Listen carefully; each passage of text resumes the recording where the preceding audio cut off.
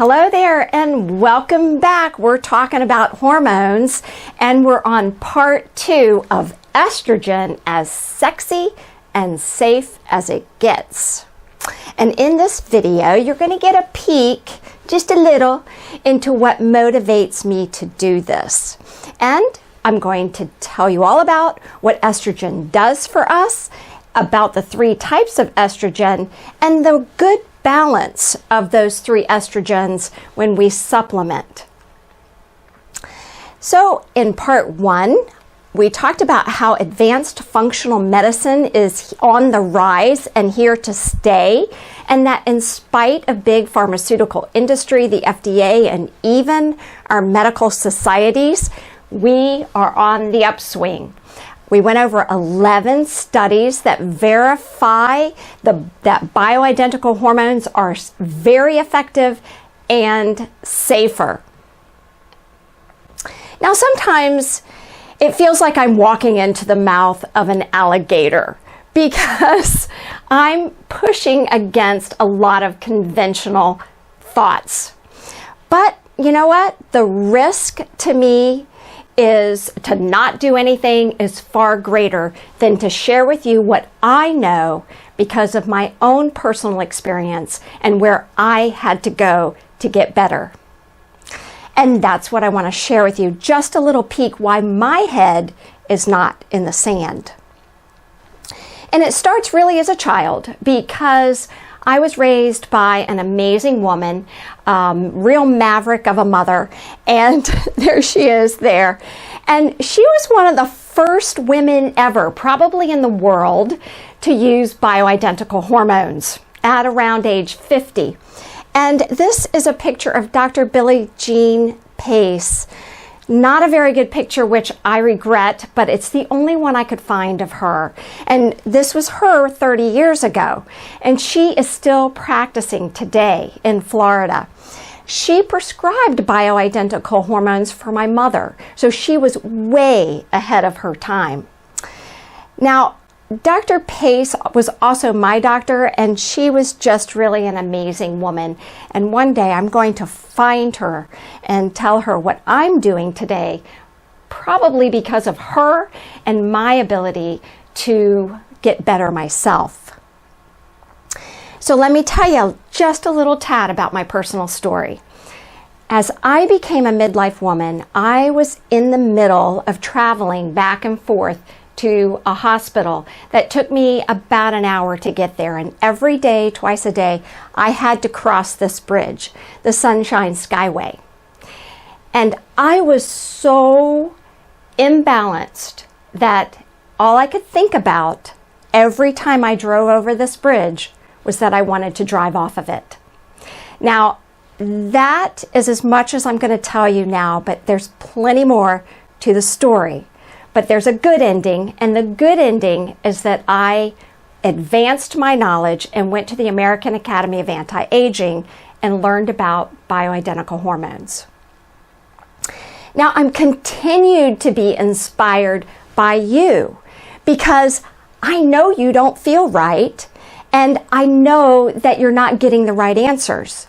And I know that there's a lot of confusing information out there, and that all you want is to feel better, because that's where I was.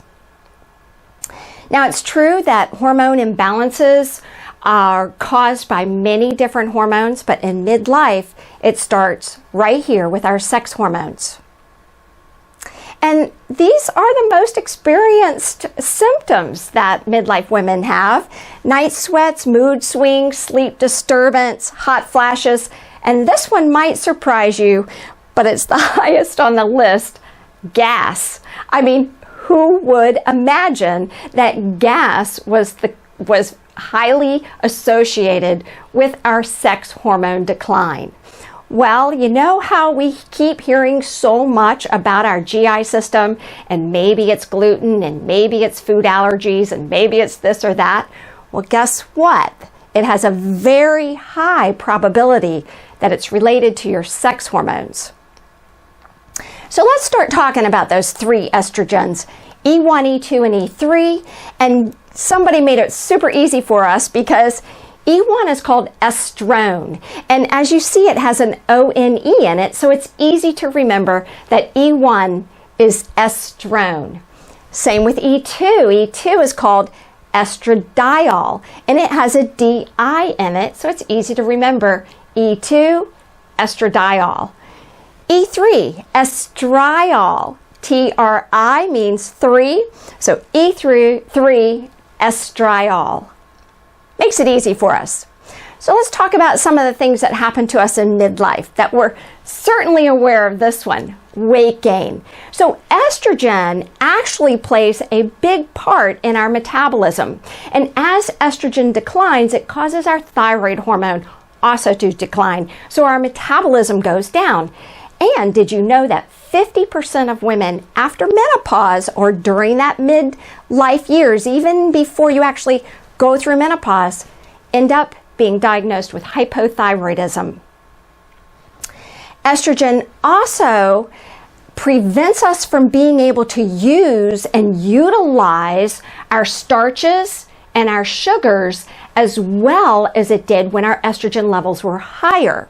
And that's why we get that midsection weight gain, because that's where the carbohydrates and starches and sugars like to apply themselves right here to our midsection. And that's also the reason why you're probably finding out that if you decrease your carbohydrate intake, you gain less weight, and this slims down faster.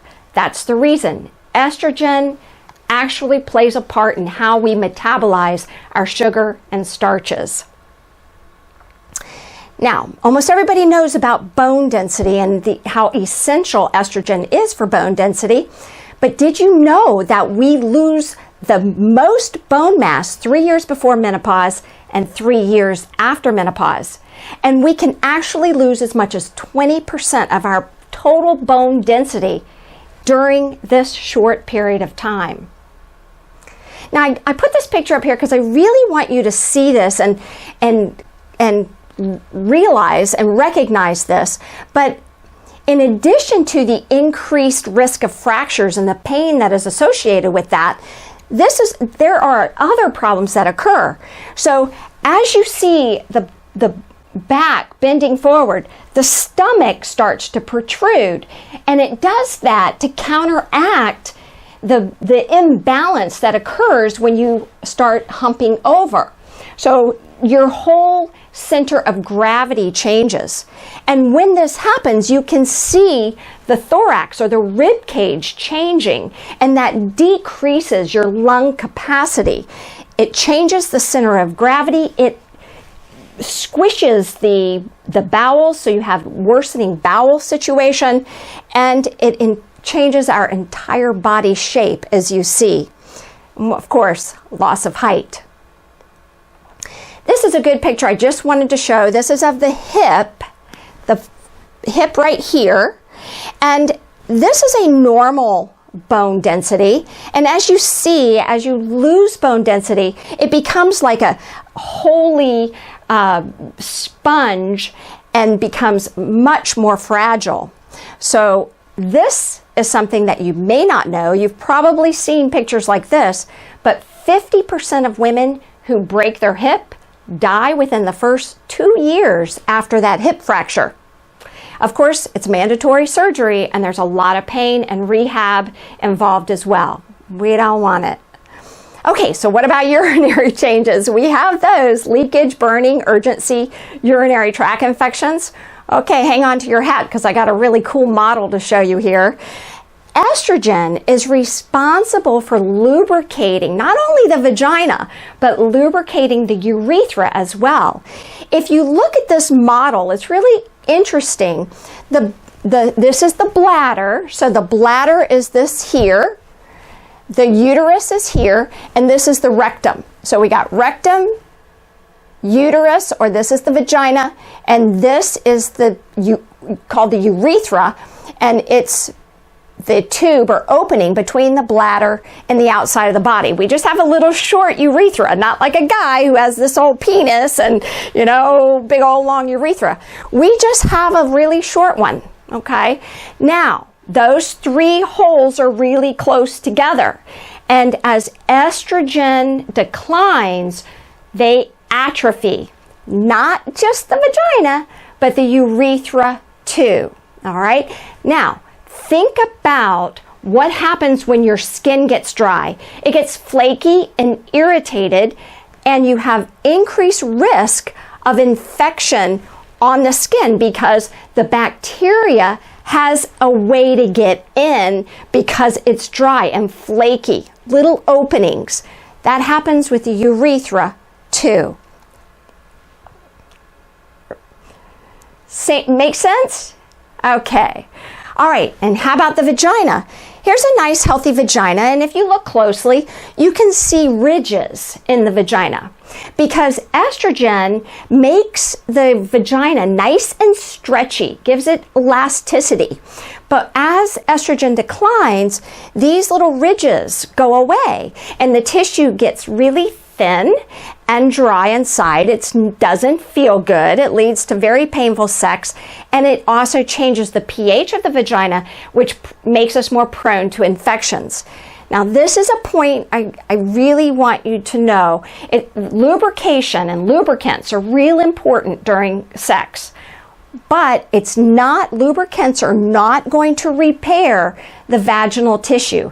They might help partially during sex for it to be less painful, but they will not heal the tissue. They will not return these little ridges, and they won't return the nice healthy stretchiness of the vagina. We need estrogen, vaginal estrogen for that. Okay, estrogen actually has more impact on our desire for sex, which is called libido, than testosterone does. A lot of people think it's about testosterone, but it's actually estrogen. Estrogen is what makes us feel sexy, what makes us have that little tingly feeling down there. It's not testosterone. So as estrogen goes down, our sex drive goes down. And of course, estrogen improves our skin elasticity. Now, a lot of things affect our skin. Of course, age, our sun damage, our gravity, our genes. And so we really need a comprehensive skin care program. But estrogen still has a lot to do with helping improve our skin. All right, what about those digestive issues I referred to earlier on? This is how it works. As estrogen declines, it causes a decrease of the acid production in our stomach. So when that happens, digestion is slowed way down, and the food sits there, and it passes through the small intestine at a lot slower rate. That causes more bloating and more gas. Extremely common, and it can cause pretty significant constipation. Very, very common. How about achy joints? Did you know that frozen shoulder and frozen joints, elbow, shoulder is the most common, is very common in menopausal or premenopausal women. So frozen shoulder, achy joints, muscle aches and pain, and there's actually something called menopause arthritis. That's what it is. Estrogen declining. Estrogen replacement decreases the risk of heart disease. I think you know that by now. But that heart disease is the #1 killer of women in the United States, claiming more lives than all forms of cancer combined. Okay, how about our memory? Okay. Estrogen increases a neurotransmitter in the brain called acetylcholine. And acetylcholine is responsible for our memory. And in fact, a medication that we use for people who have dementia is called Aricept. And all Aricept does is increase acetylcholine in the brain. So estrogen increases acetylcholine in the brain. It also improves communication in the brain, particularly in something called the hippocampus, where our verbal memory is. So you know the old thing where you know the word you want to say, you got that word, but you just can't think of it? That's estrogen decline in the hippocampus. or it could be. All right, so mood swings, hot flashes, night sweats. It's this estrogen, woo, going up and down and up and down and up and down over this 10-year period, and not enough progesterone to even support that. So we have a tremendous amount of mood swings, hot flashes, and night sweats. So back to this estrogen, E1, E2, and E3, and the best balance of these if we're going to supplement. Now, in just a second here, don't leave me, all right? This is super important. This is gonna be reviewed over and over again. Super important, but E1, we don't wanna supplement with that at all. E2, anywhere from 0% to 50%. And E3, anywhere from 50% to 100%. That's what we want to use to supplement our estrogen with. And here is why. Don't freak out. This is super easy. I'm going to make this so easy for you. All right? What is happening to your body with your sex hormones? All I want you to look at is the estrogens. E1, estrone, E2, estradiol, and E3, estriol. Don't look at anything else, all right? What I want you to notice is this pink arrow. Estrone is pointing to estradiol.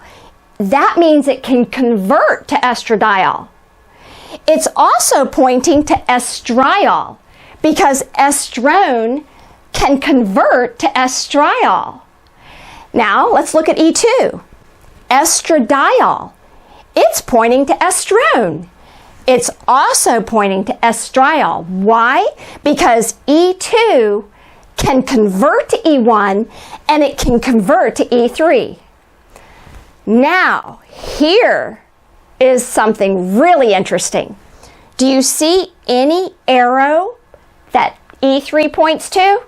No, because E3 doesn't go anywhere. That's the end of the line. There's no metabolism or metabolites, there's no metabolites of E3. Very important point. Now, you can stop this video, you can go back over this, and I'm going to show you something that's super important here. Really want you to grasp this. Look only at E1. E1 and E2. E2. Now, there is no E3 on this chart because this is the chart of metabolites. E1 has metabolites and E2 converts over to E1. So there are this is the metabolite chart. E3 doesn't have any metabolites, so it's not on this slide. Now, what I want you to see, hold on, there we go. What I want you to see is that the metabolites, there are two that it can potentially increase your risk of cancer, and there's one metabolite that is protective. Estrogen does not cause breast cancer, but there are a couple of metabolites that may increase your risk of breast cancer. Lots of good stuff regarding this on the website if you're interested. If you just follow my direction, you don't even have to worry about knowing it, but there's going to be a lot of you out there that do want to know it. Plenty more for you on the website. Now, E1, the lowest number, there's 2, 4, and 16. Just remember the lowest number is protective, and 4 and 16, the higher numbers, can potentially, we believe, can potentially increase your risk of breast cancer. No E3 on here, right? Doesn't have any metabolites. I'm even going to teach you how to decrease your risk of this with nutrition. All right. So that's where we get that's where anti-aging physicians get their dosages. That's how we know what is best for you. E1, we don't want any. E2, 0 to 50%, and E3 50 to 100%. Yes, E3, it's the main estrogen that we want to supplement. And I'm about done. Hang in there. Pharmaceutical companies don't want you to know this. And the reason they don't want you to know it is because there's no money in it. It would cost them more money to make E3 than they could make on it. So what they're doing is they're now trying to sneak in and say, but E3, there's no proof in E3. Okay. If there's no proof in E3, why do hundreds of thousands of women go to anti-aging physicians and pay thousands of dollars to an anti-aging physician to get E3 if it doesn't work? All right? Because there's no profit for them to make E3. Now, I am just not the kind of person that likes to spend time on conspiracy theories because it just, to me, is just too much time. I will leave that to people who are interested in that, but I thought this was a really cute cartoon, or, kind of some truth to it. So here's a group of sheep, and here's the sheep standing outside. That's the maverick sheep, and he says, I'm telling you, the man and the dog are definitely working together. And this little guy in the pack says, for God's sake, Trevor, always you with that conspiracy stuff. All right, so it's time for you to see the truth about estriol. And that's where we're going to go in the next video, is all the truth about estriol, because there's tons of research on estriol, and the big pharmaceutical companies can't hide forever. But they put out a lot of work, and they work really hard on making you think that you need their medications, but you don't. It's proven, it works, and it's also proven to be the safest form of estrogen, and I'm going to show you all that proof in Estrogen is Sexy and Safe as It Gets, Part 3. And so I got to ask you here, if you thought this video gave you any good information, give me a thumbs up. Share it with your friends, your family, even guys, because guys have a woman that they love. So share, share, share. Give me a thumbs up. I want to do more of these for you. I just really enjoy doing these. So thank you so much. And I look forward to seeing you in the next video. Bye-bye.